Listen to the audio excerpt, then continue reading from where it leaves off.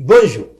Parfois dans la vie, on est comme un morpion spéléologue. On a le choix qu'entre sentir la marée ou être dans la merde. Ça tue les vocations. Du coup, le français moyen reste accroché à son poil sans bouger, en attendant que ça passe, peu chaud pour se faire éborgner pour rien avec les gilets jaunes et pas forcément plus enthousiaste quand le gouvernement, lequel il faut le reconnaître, sait mettre les gens en marche, choisissant volontairement une période propice au renforcement des tensions pour annoncer délibérément son projet de la façon la plus calamiteuse possible, remplace habilement un problème par un autre, mettant de facto sur la touche les 10 gilets jaunes par trop incontrôlables pour rendre la main, probablement ramassée après une manifestation, à des syndicats dont par contre il a le mode d'emploi et la télécommande. Syndicats qui, conformément à la stratégie habituelle, vont user les gens physiquement et financièrement jusqu'à ce que ceux qui, en mode survie au jour le jour, n'ont pas les moyens d'avoir du recul, s'allient à ceux qui voudraient bien faire leur shopping tranquille contre ces immondes grévistes privilégiés qui les prennent en otage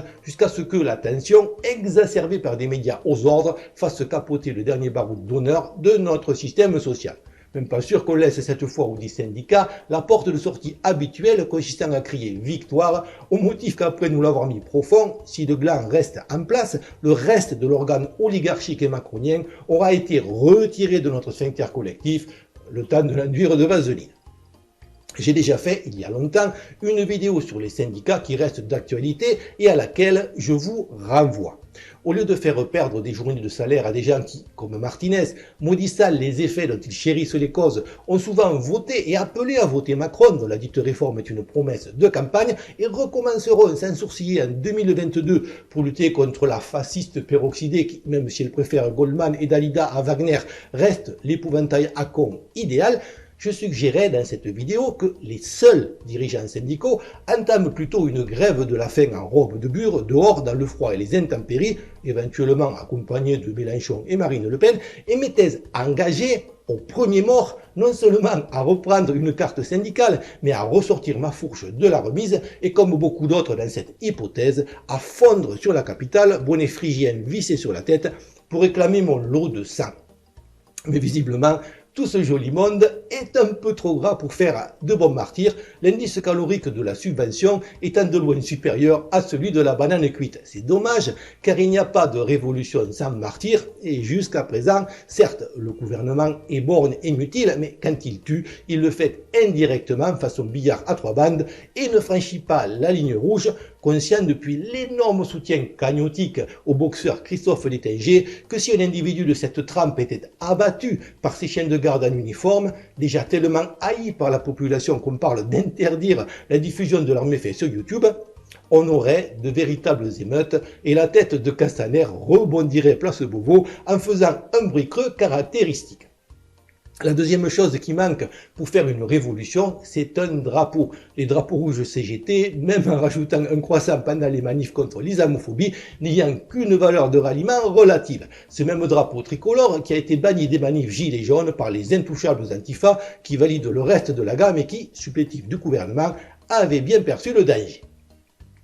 Drapeau qu'il faudra par ailleurs un jour songer à remplacer car il est celui de la République et non celui de la France, République qui cherche tant à diviser les gens qu'elle finit par cracher sur son propre symbole. Cette réforme inutile est un hold-up pour mettre la main sur plus de 150 milliards d'euros comme je l'explique dans ma précédente vidéo et une escroquerie intellectuelle visant au nom de l'égalité à crever les yeux des bornes pour les aligner sur les aveugles en faisant croire aux 10 aveugles qu'ils vont y gagner quelque chose. En outre, tel le très amnésique Jean-Paul Delevoye, qui même s'il oublie de déclarer qu'il bosse pour elle, ne manque pas d'assurance, on ne peut pas introduire l'immigration dans l'équation en révélant le plan d'importer 50 millions de migrants en Europe pour financer les dites retraites et les sortir de la même équation quand il s'agit d'évoquer le tonneau des Danaïdes, des prestations sociales et de l'accueil des mêmes qui nous piquent les dernières miettes que nous a laissé l'ennemi sans visage de François Hollande.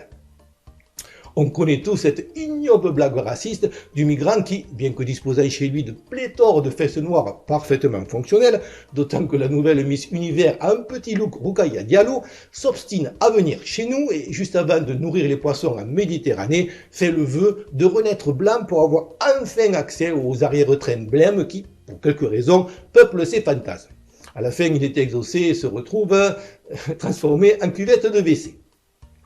C'est d'autant plus navrant que, comme le démontre l'attraction des intéressés, de top modèles de type arien pour les rappeurs et autres footballeurs, l'accès au sexe opposé est souvent plus tributaire de l'épaisseur du compte en banque et de la notoriété que de la couleur de la peau, ce qui relativise au passage les honteux privilèges du mâle blanc SDF, lequel lui n'a même pas accès à la bobo lavée du cerveau qui, avant de finir féminicidé, rêve de gagner le paradis des réseaux sociaux en organisant l'accueil de l'autre dans ses parties génitales.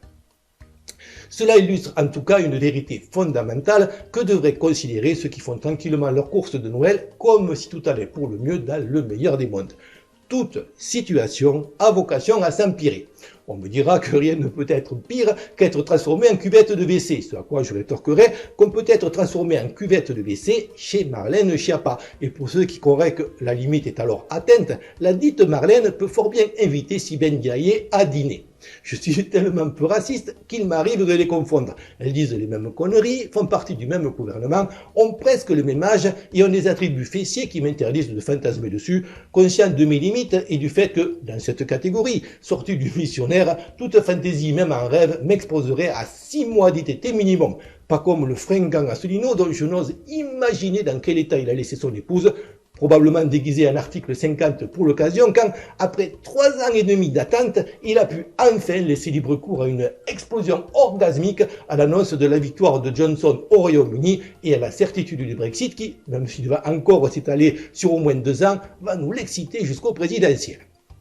À sa décharge, le Frexit n'est pas forcément une mauvaise idée si l'on considère que, s'il n'y a pas d'argent pour les retraites, on vient tous de signer en chœur un projet européen de plus de 1000 milliards pour faire plaisir à Greta et supprimer tout rejet de CO2 sur le continent européen d'ici 2050. Déjà, qu'on touche à mon diesel, j'étais pas content. Mais sachant que les flatulences humaines sont composées de dioxyde de carbone, de méthane et d'hydrogène, je préviens tout de suite que si on touche au cassoulet, je prends les armes. En tout cas, dans un pays de plus en plus chaotique, dans lequel de plus en plus de gens sont dans la merde, les députés ne se laissent pas démonter et prenant le taureau par les cornes, n'ont pas hésité à voter la loi qu'attendaient tous les pauvres et les chômeurs du pays. Une loi qui assimile enfin la critique d'Israël à de l'antisémitisme. Quelques mauvais esprits soraliens, incapables de voir à quel point c'était prioritaire et à quel point la chose sert les intérêts de la France et des Français, vont encore critiquer, mais que ça leur plaise ou non, la victoire est proche et 2020 verra enfin la fin de l'antisémitisme et le début de nouvel âge d'or pour la France. Donc, en résumé, même si pisser dans un violon est une activité récréative qui en vaut une autre, je vais consacrer un peu de l'énergie qu'il me reste à faire autre chose que des vidéos, sachant que tant qu'il n'y aura pas de mort et qu'on ne verra pas flotter des drapeaux tricolores, on continuera à se faire enculer. D'autant qu'il reste de la marge, les méchants islamistes n'ayant pas encore crié leur Allahu Akbar festif sur un marché de Noël, tradition qui, comme les incendies de voitures au Nouvel An, ont remplacé les ringardes et immondes crèches et sans lesquelles cette période commerciale qui succède à Halloween et au Black Friday perdrait un peu de sa magie qui fleure bon la France laïque et multiculturelle.